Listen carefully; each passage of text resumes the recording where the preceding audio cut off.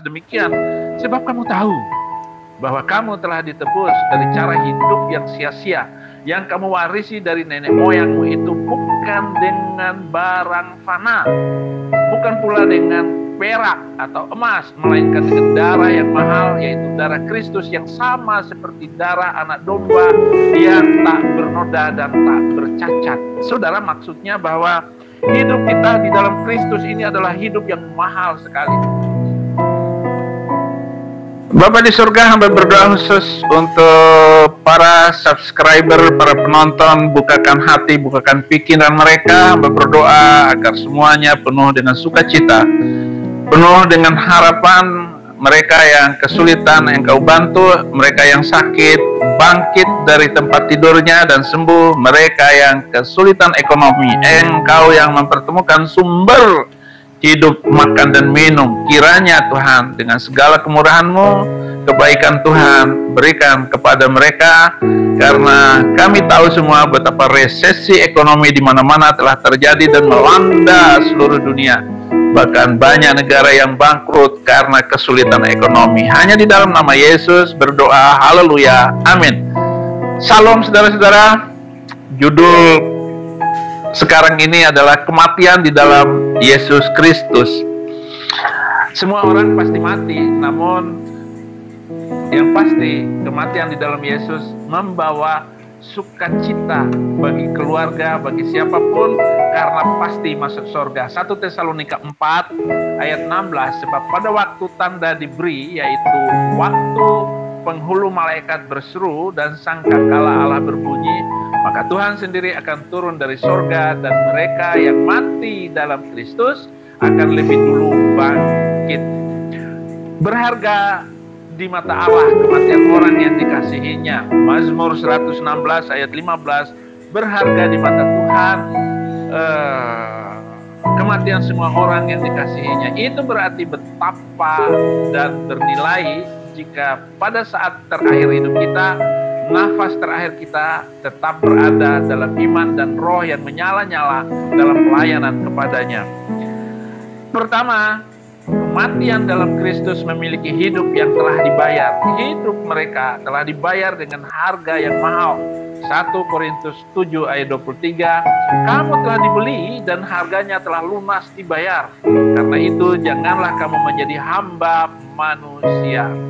Hidup mereka telah dibayar dengan darah Kristus. 1 Petrus 1 ayat 18-19, demikian, sebab kamu tahu bahwa kamu telah ditebus dari cara hidup yang sia-sia, yang kamu warisi dari nenek moyangmu itu bukan dengan barang fana, bukan pula dengan perak atau emas, melainkan dengan darah yang mahal, yaitu darah Kristus yang sama seperti darah anak domba yang tak bernoda dan tak bercacat. Saudara, maksudnya bahwa hidup kita di dalam Kristus ini adalah hidup yang mahal sekali. Kenapa? Karena kita telah dibebaskan, telah dilepaskan dari ancaman, tekanan, bahkan dengan darah anak domba kita ditebus.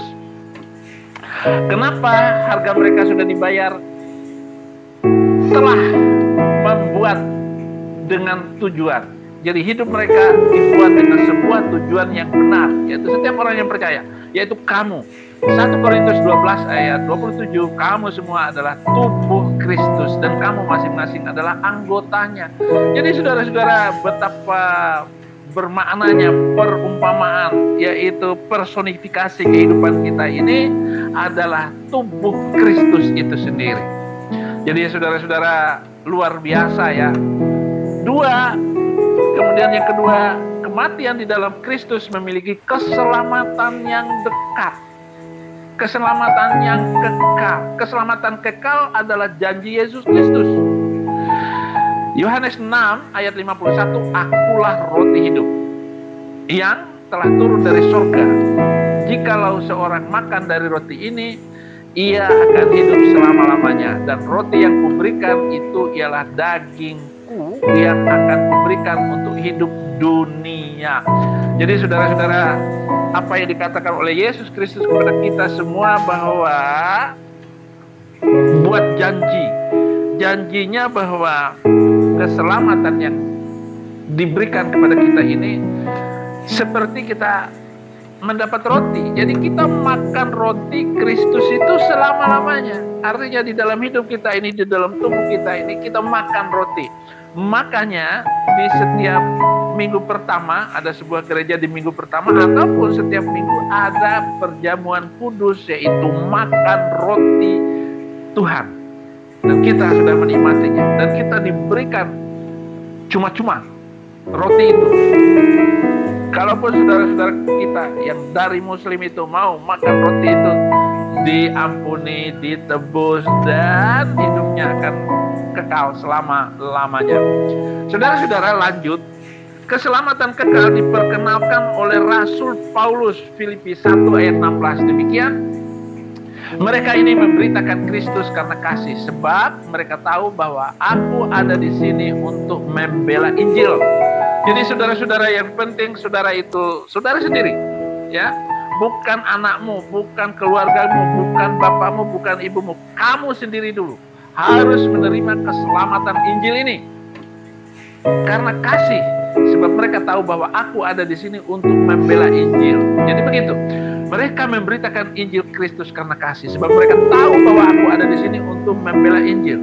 Saya datang dan bertemu dengan saudara-saudara dimanapun, apalagi lewat tatapan mata kita ini, saudara semua akan merasakan kebaikan Tuhan.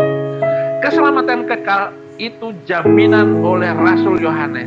Jadi dikatakan, saudara-saudara, 1 Yohanes 5 ayat 13, semuanya itu kutuliskan kepada kamu, supaya kamu yang percaya kepada nama anak Allah tahu bahwa kamu memiliki hidup yang kekal. Jadi hidup yang kekal ini adalah sebuah harapan, sebuah jaminan kita karena percaya kepada Yesus Kristus. Yang ketiga, poin yang ketiga dari renungan ini, kematian di dalam Yesus memiliki hidup yang memuliakan Allah. Allah dimuliakan melalui kematian mereka, yaitu kematian setiap orang yang percaya kepada Yesus Kristus. Kalau mereka mati kelojotan, mati karena iri dengki, mati karena benci, mati karena dendam, Allah dimuliakan melalui kematian mereka.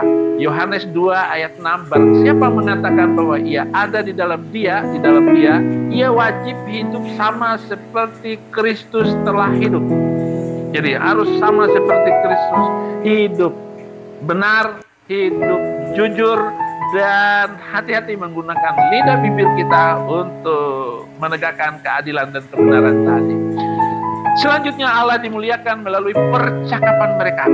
Kolose 3 ayat 17, dan segala sesuatu yang kamu lakukan dengan perkataan atau perbuatan, lakukanlah semuanya itu dalam nama Tuhan Yesus Kristus sambil mengucap syukur oleh Dia kepada Allah Bapa kita. Jadi apapun yang Anda lakukan dalam nama Yesus Kristus. Jadi tidak ada orang yang melakukan copet, saya mencopet dalam nama Yesus Kristus. Kalau teman kita di sebelah sana motong leher orang pakai teriak nama Tuhan, burbar katanya, itu untuk menggorok leher orang yang tidak seagama dengan dia. Adakah di dalam nama Yesus macam begitu? Lalu dia berzina, lalu dia mencuri, lalu bahkan boleh mencuri barang orang untuk kepentingan apa saja di dalam perjuangan mereka. Sampai begitu, ayatnya jelas sekali. Itulah 300 ayat yang saya katakan yang harus dihapuskan. Haleluya. Selanjutnya Allah dimuliakan melalui seluruh hidup mereka. Hidup kita ini memuliakan Allah.